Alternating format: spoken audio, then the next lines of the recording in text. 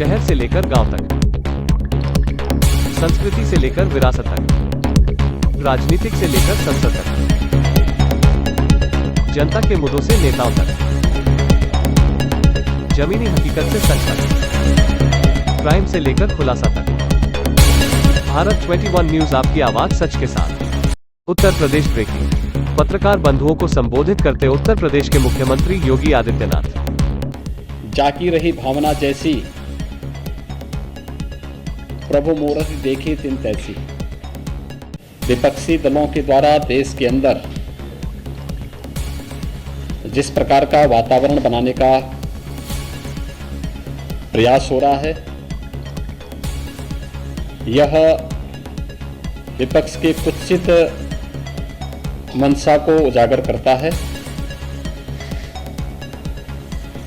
जाकी रही भावना जैसी, प्रभु मूर्ति देखी तिन तैसी।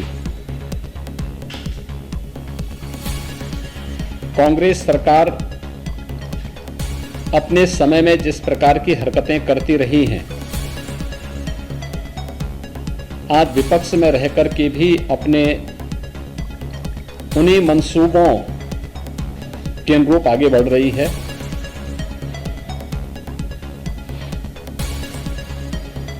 कोरोना कालखंड के दौरान देश के अंदर जिस प्रकार का दूषित वातावरण पैदा करने का प्रयास विपक्ष ने किया और एक नकारात्मक राजनीति की, लोगों को संबल देने की बजाय जिस तरीके की अराजकता का वातावरण पैदा करने का कुत्सित प्रयास कांग्रेस और विपक्षी दलों के नेताओं ने सेकेंड वेव के दौरान किया था, दुर्भाग्य से जब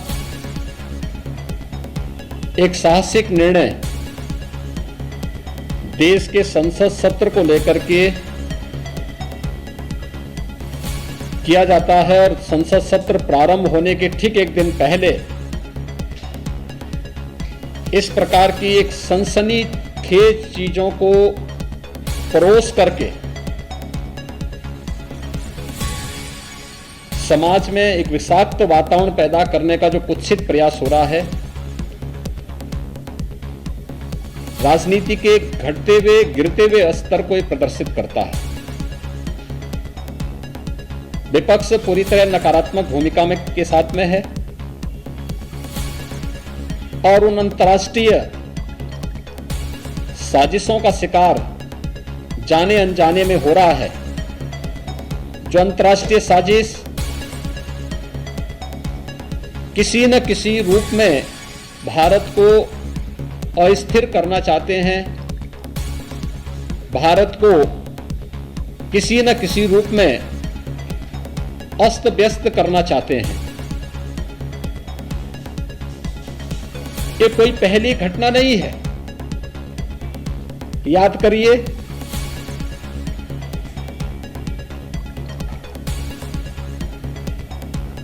जो अभी कुछ वर्ष पहले 2020 में प्रारंभ में अमेरिका के राष्ट्रपति की भारत विजिट के दौरान उनके दिल्ली पहुंचने के साथ ही दिल्ली के अंदर हुआ भीषण दंगा क्या एक साजिश का हिस्सा नहीं था? तमाम विपक्षी दलों के लोगों की संलिप्तता उस दंगे के साथ जोड़ करके नहीं देखी गई थी।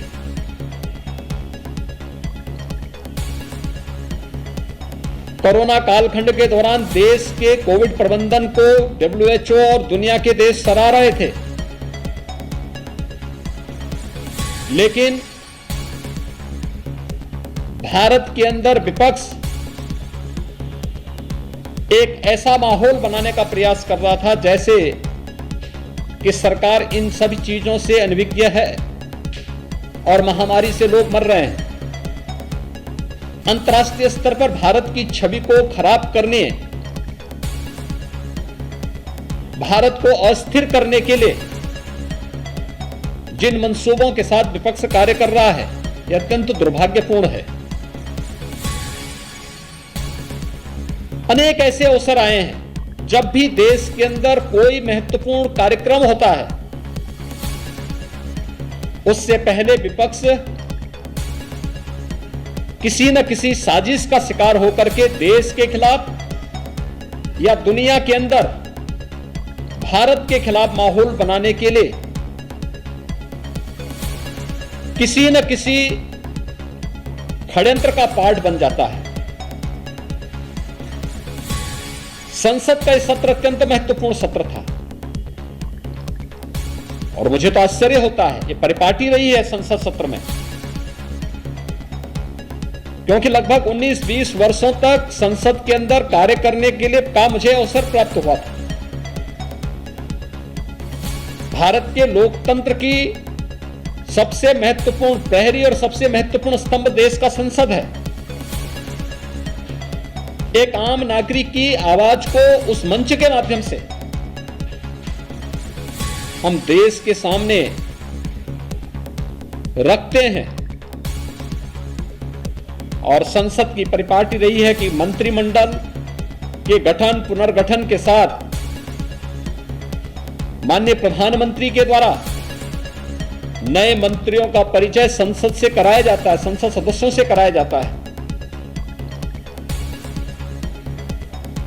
आपने देखा होगा मंत्रिमंडल के परिचय के कार्यक्रम में ग्रामीण पृष्ठभूमि से जुड़े हुए अनुसूचित जाति, जनजाति, पिछड़ी जाति और उन तबकों से जुड़े हुए मंत्री काफी बड़े पैमाने पर बने हैं, जिन्होंने देश की आजादी के बाद कभी भी नेतृत्व नहीं देखा था। आज जब उस तबके को नेतृत्व दिया गया, उन्हें आगे बढ़ने के लिए एक अवसर प्रधानमंत्री जी ने दिया और उन सभी माननीय मंत्रियों के परिचय संसद सत्र प्रारंभ होने के साथ ही संसद के अंदर होता। विपक्ष को रास नहीं आया। संसद एक मंच होता है अपनी बात को रखने का, लेकिन शोरगुल का शिकार हम संसद को बना लें, ये लोकतंत्र का गला घोंटने जैसा है। ये लोकतंत्र के साथ खिलवाड़ है और ये लगातार विपक्ष कर रहा है। आपने देखा होगा किसान आंदोलन के नाम पर किस तरीके से देश के खिलाफ साजिशें रची जाती हैं, कैसे किसान को समुदाय में मत और मजहब के साथ जोड़ करके देख करके उनके माध्यम से भड़काऊ और देश विरोधी कृत्यों को आगे बढ़ाने की छूट दी जाती है। विपक्ष उनके साथ खड़ा होता हुआ दिखाई देता है। ये नकारात्मक राजनीति से न देश का कल्याण होने वाला है और न विपक्ष का ही और न जनता जनार्दन का ही। इस प्रकार की नकारात्मक राजनीति देश के अंदर वातावरण को विषाक्त जरूर करेगी, भारत की छवि को अंतर्राष्ट्रीय स्तर पर खराब भी जरूर करेगी। कोरोना कालखंड के अंदर विपक्ष के इस नकारात्मक रवैये के कारण भारत की छवि पहले ही काफी आहत हुई, लेकिन अपनी नकारात्मकता से विपक्ष आज भी बाज नहीं आ रहा है। तथ्यहीन झूठे आरोप लगा लगा करके देश के एक यशस्वी नेतृत्व को बदनाम करना, भारत की छवि को, अपने देश की छवि को लगातार निरंतर धूमिल करना, तो विपक्ष के एजेंडे का हिस्सा बन चुका है। उनके कुत्सित मंशाएं कभी पूरी नहीं होंगी। जनता जनार्दन समय आने पर उन्हें फिर से जवाब देगा, वैसे ही जवाब देगा जैसे 2019 के लोकसभा चुनाव के ठीक पहले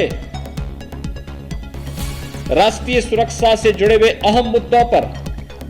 राफेल जैसे मुद्दों को ला करके उस समय विपक्ष ने देश का वातावरण खराब करने का प्रयास किया था। बाद में उनको मुंह की खानी पड़ी थी, न्यायालय में भी और जनता जनार्दन की अदालत में भी। इस बार फिर से संसद सत्र के इस महत्वपूर्ण मुद्दे पर, जहां पर गांव के लिए, गरीब के लिए, किसान के लिए, नौजवान के लिए, महिलाओं के लिए, समाज के विभिन्न तबकों के लिए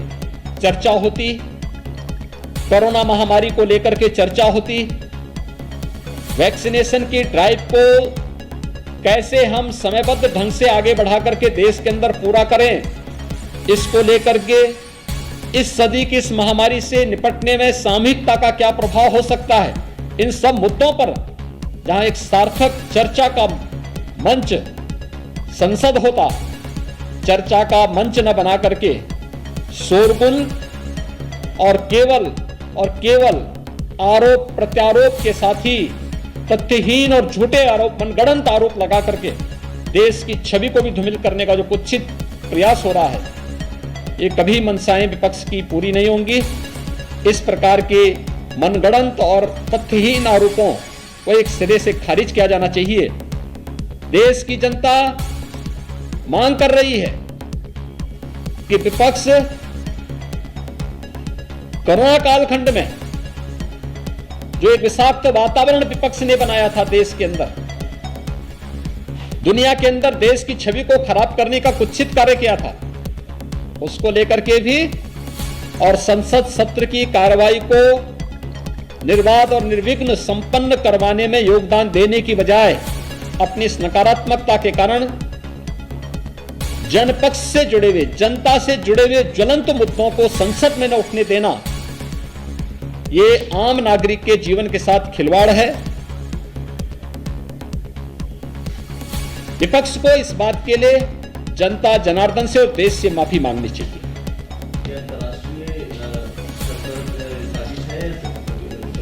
देखिए, ये एक बहुत बड़ी साजिश का हिस्सा है कि भारत के संसद सत्र के ठीक पहले, जिस संसद सत्र में किसानों के मुद्दे को लेकर के, कोविड के मुद्दे को लेकर के और देश से जुड़ी हुई अन्य महत्वपूर्ण मुद्दों को लेकर के सार्थक चर्चा होती, तमाम ऐसे बिल्स थे जिन पर आगे चर्चा बढ़ा करके देश के हितों के लिए, 130 करोड़ लोगों के हितों के लिए कार्य होता, उस पर कार्य संसद में होने देने की बजाय विपक्ष जिस नकारात्मक भूमिका के साथ आया है, ये अत्यंत दुखद है, दुर्भाग्यपूर्ण है।